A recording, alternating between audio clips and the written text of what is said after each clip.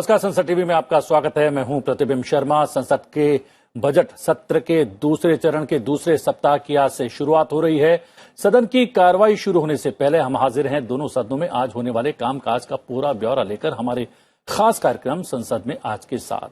हम आपको बताएंगे कि दोनों सदनों के एजेंडे में कौन कौन से महत्व के कामकाज शामिल हैं। ये भी दिखाएंगे कि किन संसदीय समितियों की रिपोर्ट्स रखी जानी है और प्रश्नकाल के दौरान सांसद कौन कौन से सवाल पूछने वाले हैं।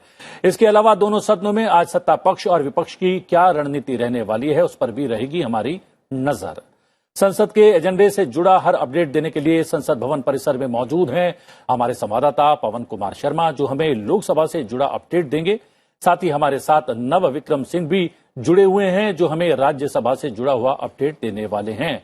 वहीं स्टूडियो में हमारे साथ मौजूद हैं दो माननीय सांसद, सुमित्रानंद सरस्वती जी, बीजेपी के माननीय सांसद लोकसभा। साथ ही हमारे साथ निरंजन विशी भी हैं, जो कि बीजेडी के राज्यसभा सांसद हैं। विशी जी, हम लगातार चर्चा करते हैं कि बीजेडी के तमाम सांसद गुण और दोष के आधार पर जो है व्यवहार करते हैं सदन के भीतर, और ये दूसरा सप्ताह शुरू हो रहा है बजट सत्र के दूसरे चरण की अगर बात करें तो जैसा कि वित्त विधेयकों की बात है वो पारित होने बहुत जरूरी है। जम्मू कश्मीर एक बहुत ही महत्व का क्षेत्र है देश के हिसाब से देखा जाए तो, और वहां जो विकास की बयार शुरू हुई है वो बाधित ना हो, उसके लिए बजट पर चर्चा होना और उसकी अनुपूरक अनुदान मांगे भी बाकी हैं, उस पर भी बातचीत होना, चर्चा होना और उसे पारित होना कितना महत्व रखता है आपके लिए?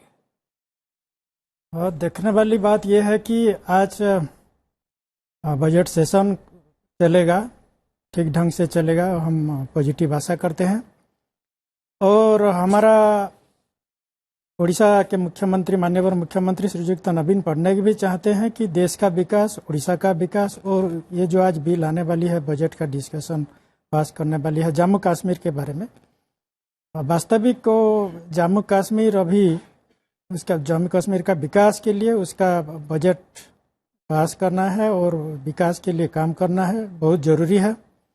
और उसमें हमारा समर्थन है, हमारा मुख्यमंत्री का भी समर्थन है। हमको डेवलपमेंट के लिए जो बजट है, डिबेट है, डिस्कशन है, डिलीबरेशन है, उसमें हमको सपोर्ट करने के लिए भी पॉजिटिव डायरेक्शन दिए हैं।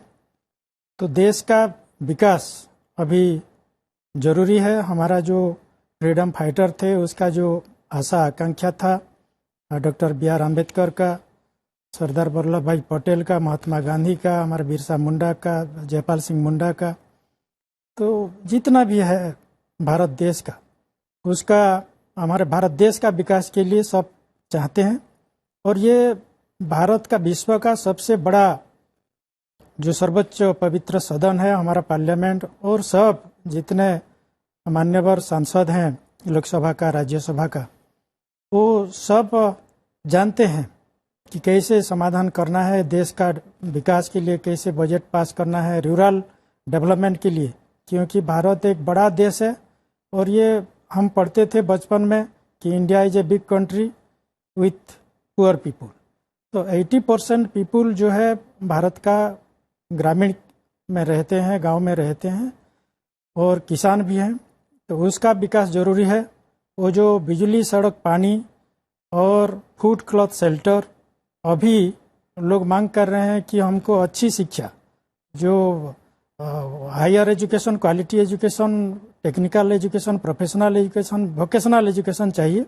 और जो राइट टू एजुकेशन है उसको 14 साल तक के फ्री एजुकेशन देते हैं बहुत स्टेट गवर्नमेंट, सेंट्रल गवर्नमेंट, वो भी अभी चिंताजनक बात है कि हायर एजुकेशन चाहिए तो लोगों को up to graduation right to education में फ्री एजुकेशन देना चाहिए। 8वां श्रेणी तक पढ़ते हैं, उसके बाद ड्रॉप आउट होते हैं, तो जो गरीब बच्चे 1 श्रेणी से 8वां श्रेणी तक, स्टैंडर्ड 8 तक पढ़ते हैं फ्री में, अभी उसके बाद वो 9th 10th में पढ़ नहीं पाते हैं फीस दे करके। तो राइट टू एजुकेशन एक्ट को भी संशोधन करना है। और आज हमारे जो राज्यसभा में स्किल डेवलपमेंट मिनिस्ट्री में डिस्कशन है, हमारा टेक्सटाइल मिनिस्ट्री का डिस्कशन है, बहुत इम्पोर्टेंट टॉपिक्स है, डिस्कशंस है। और जो टेक्सटाइल का बात है, हमारा उड़ीसा में हाई क्वालिटी कॉटन प्रोड्यूस होता है, फार्मर्स करते हैं।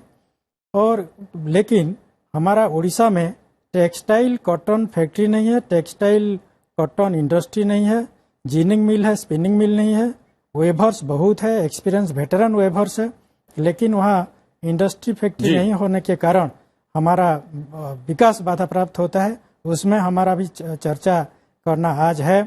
तो आज हम आशा करते हैं बहुत सत्ता पक्ष और विपक्ष दल मिलकर आज संसद चलाएंगे, क्योंकि ऐसी बड़ी बात नहीं है। देश के आगे हमारा विकास, हमारा डेवलपमेंट, देश का डेवलपमेंट बहुत महत्वपूर्ण भूमिका है। हमारा संसदों का जो पार्लियामेंट, हमारा लोकसभा का ऑनरेबल मेंबर्स हैं, राज्यसभा का ऑनरेबल एमपी हैं, सबका आज गुरुत्वपूर्ण भूमिका है।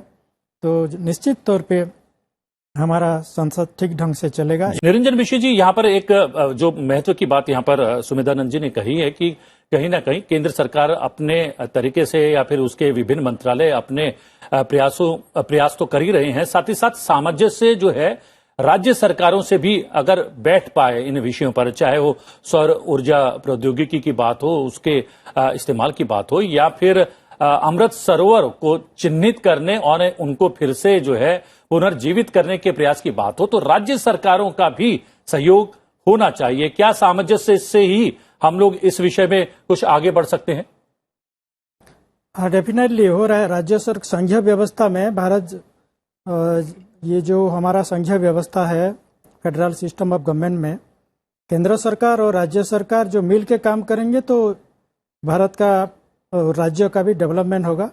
अभी रोड कनेक्टिविटी जैसा हो रहा है, रेलवे कनेक्टिविटी हो रहा है, नेटवर्क कनेक्टिविटी भी होना चाहिए स्किल डेवलपमेंट के लिए। और हमारा जो अमृत सरोवर की बात है, अमृत सरोवर जो जल उत्सव को सुरक्षा संरक्षण करने के लिए बहुत अच्छा है। फिर भी एग्रीकल्चर के लिए, जो चाषी किसान के लिए और जल सेचन के लिए, वो भी अमृत सरोवर जैसा सब हमारा जो ट्रेडिशनल पारंपरिक जल उत्सव था, वाटर रिसोर्सेस था, उसको भी प्रिजर्वेशन करना बहुत जरूरी है। और हमारा उड़ीसा के मुख्यमंत्री नवीन पटनायक भी जो अमृत सरोवर, केंद्र सरकार का जो अमृत सरोवर योजना और दूसरे जो भी देते हैं, जैसे कि अभी मिशन शक्ति या मिलेट मिशन, सब में किसान का विकास के लिए इरिगेशन, डीप बोरवेल, और जो कुसुम योजना है कि सौर शक्ति से जरिए से, सोलार सिस्टम के जरिए से चाषी किसान अभी बिना इलेक्ट्रिसिटी से उसका सोलार सिस्टम से। जी, तीनों मेहमानों ने समय निकाला और हमसे बातचीत की। बहुत बहुत धन्यवाद। Thank you very much.